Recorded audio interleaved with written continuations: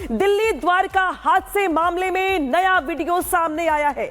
साहिल की मां ने नया वीडियो पोस्ट किया है जो इस पूरे हादसे की अहम कड़ी माना जा रहा है। स्कॉर्पियो कार के अंदर का ये वीडियो सामने आया है। वीडियो में कार की तेज रफ्तार देखी जा सकती है। हादसे से कुछ मिनट पहले का ये वीडियो बताया जा रहा है जिसे साहिल की मां ने पोस्ट किया है। तो दिल्ली द्वारका एक्सीडेंट मामले में नया वीडियो सामने आ रहा है जिसको देखकर साफ पता चल रहा है कि कार की रफ्तार कितनी ज्यादा थी और ये वीडियो साहिल की मां ने पोस्ट किया है। और ये यहाँ पे कहा जा रहा है कि आरोपी की बहन रील बना रही थी, फन रील की वजह से यह हादसा हुआ। यह गाड़ी उल्टी लेन में चल रही थी, बस के ठीक सामने आकर स्टंट किया गया। कार की रफ्तार काफी ज्यादा थी और ये सब बातें जो कही गई हैं उसको लेकर के ये जो वीडियो सामने आया है, जरा देखिए कि किस तरीके से यहां पर कार की रफ्तार कितनी तेज है।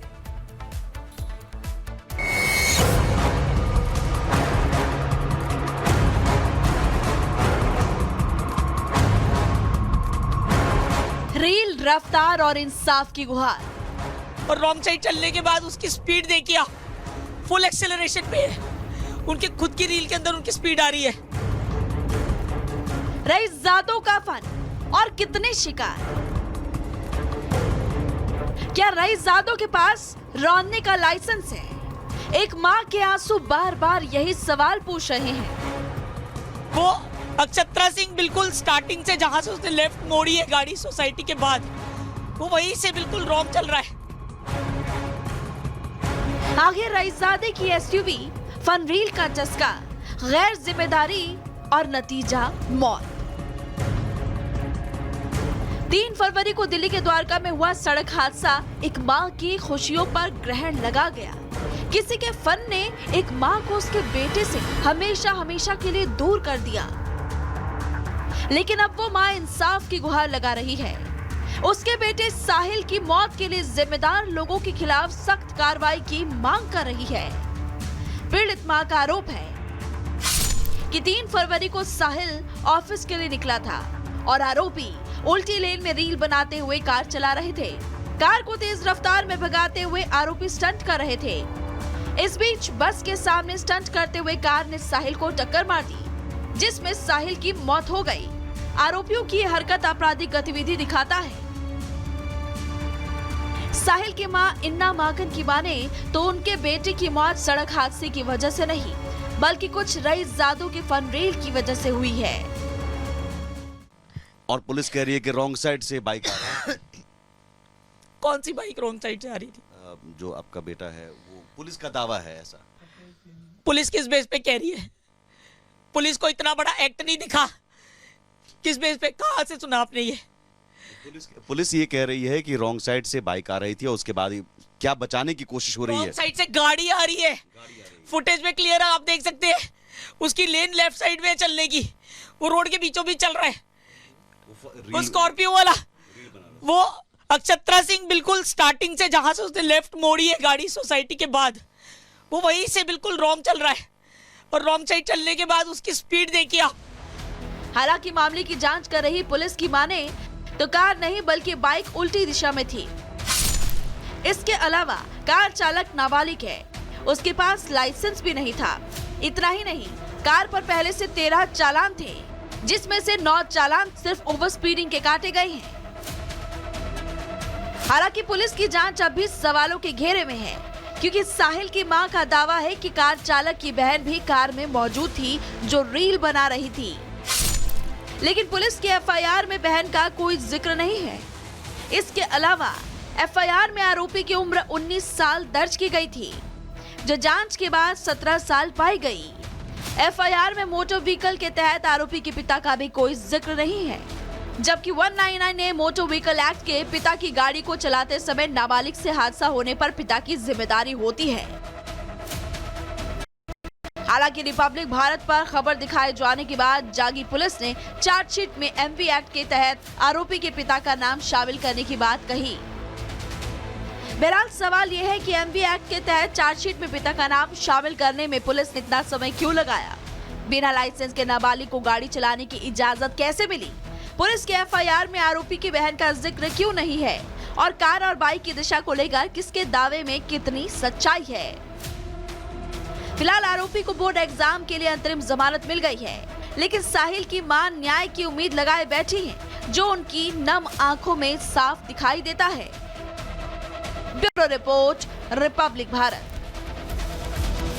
चलिए आपको ग्राउंड जीरो से रिपोर्ट दिखाते हैं, क्योंकि ये अभी तक जो तस्वीरों में सीसीटीवी में नजर आ रहा है, लेकिन हुआ क्या था, क्या ये जब दुर्घटना हुई इसके बाद के हालात क्या थे, बाइक का क्या हुआ, जिस गाड़ी से टक्कर हुई उसका क्या हुआ, और जो एक कैब जो पूरी तरह से क्षतिग्रस्त हो गई उसका क्या हाल है। तीनों ही गाड़ियों पर एक विशेष रिपोर्ट ग्राउंड जीरो से सुमित झा की देखिए। ये वो गाड़ी, सबसे पहले वो बाइक देखिए, ये एक्सक्लूसिव तस्वीरें आपको दिखा रहे हैं। ये साहिल की बाइक और इस बाइक की हालत को संतोष दिखाइए। पिछला हिस्सा पूरी तरह से अलग हो चुका है, पिछला टायर पूरी तरह से अलग हो चुका है, जो पार्ट्स हैं वो ये चेन है, बाइक की चेन, ये पूरी तरह से अलग हो चुका है। अगला हिस्सा भी, अगले हिस्से के भी कई पार्ट्स और हैंडल, बाइक का हैंडल पूरी तरह से क्षतिग्रस्त, जो पेट्रोल टैंक है वो पूरी तरह से धंस चुका है। इधर आकर संतोष दिखाइए। और ये तस्वीरें, इस बाइक की तस्वीरें बता रही है कि किस तरह से कितनी तेज टक्कर हुई होगी, और वो गाड़ी जो ओवर स्पीड से चल रही थी, अब उस गाड़ी की अगली तस्वीर। सबसे पहले पिछला हिस्सा देखिए, यहां पर यूपी 57 BM 3057, ये नंबर है, स्कॉर्पियो एन। पिछले हिस्से को तो ज्यादा नहीं, लेकिन अब आप जब अगला हिस्सा देखेंगे, आइए इधर संतोष, अगला हिस्सा देखेंगे तब आपको पता चलेगा कि कितनी स्पीड रही होगी इस गाड़ी की। और वो गाड़ी इस स्पीड में चल रही थी कि बाइक से टक्कर पहले होती है। और देखिए, ये स्कॉर्पियो जैसी गाड़ी का अगला हिस्सा पूरी तरह से उड़ चुका है, तबाह हो चुका है। अगला हिस्सा ऐसा लग रहा है कि ये स्कॉर्पियो एन का अगला हिस्सा नहीं है, कोई आम मामूली गाड़ी, लेकिन इसका अगला हिस्सा, ये देखिए बम्पर, ये देखिए यहां पर बम्पर जो है पूरी तरह से समझिए कि सिकुड़ चुका है। ये बम्पर इतना मजबूत होता है। इस तरफ का अगर देखेंगे, ये अगला हिस्सा, इसका अगला हिस्सा का व्हील कवर टूटा हुआ है, जो सामने का हिस्सा होता है पूरी तरह से, हेडलाइट पूरी तरह से क्षतिग्रस्त है। ये बम्पर जो है ये पूरी तरह से धंसा हुआ है, इंजन का पार्ट्स इसमें कई सारे टूटे हुए हैं।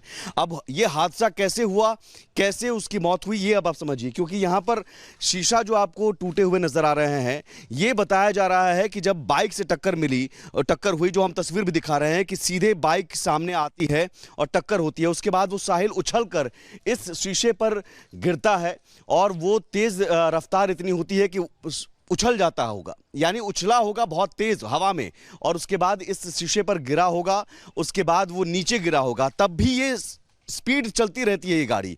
इसके एयर बैग्स यहां पर दिखाइए, एयर बैग्स अंदर खुले हुए हैं, यानी कि जो स्पीड ओवर स्पीड रहती है, अगर टकराती है कोई गाड़ी तभी एयर बैग्स खुलते हैं।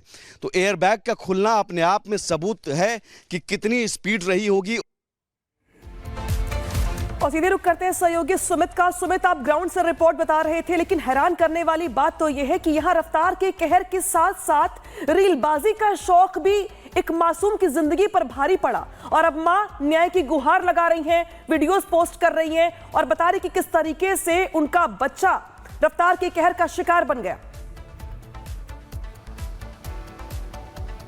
देखिए, बिल्कुल एक तरफ तो माँ इंसाफ की गुहार लगा रही है, अपने बच्चे के लिए रो रही है, और दूसरी तरफ जिसकी वजह से यह हादसा हुआ, जिस रईसजादे की वजह से, वो तो जमानत पर बाहर है, और उसके पिता जिसकी गलती थी कि अपने बच्चे को बिना लाइसेंस के लिए गाड़ी चलाने दिया, चाबी दी, वो पिता लापता है।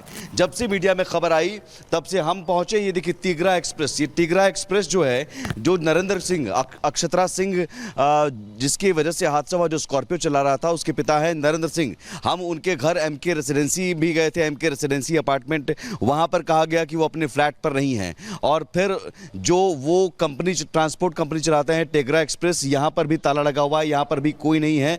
यहाँ पर भी हमने पता लगाने की कोशिश की, ये बेसमेंट में, ये जो है बेसमेंट, ये पूरा लॉक है। यहाँ देखिए, यानी कि खबर मिल गई कि अब हम फंस रहे हैं, पकड़े जा सकते हैं। पुलिस अब तक बचा रही थी, लेकिन अब मीडिया का दबाव पड़ रहा है। एक माँ जोर जोर से चीख चीख कर गुहार लगा रही है, तो वो लापता है, जबकि पुलिस की पकड़ में आनी चाहिए थे, क्योंकि एक पिता के भी मोटर व्हीकल एक्ट के तहत जिम्मेदारी बनती है और कानूनी जवाबदेही बनती है कि अगर आप अपने नाबालिग बच्चे को बहुत बहुत शुक्रिया तमाम जानकारियों के लिए।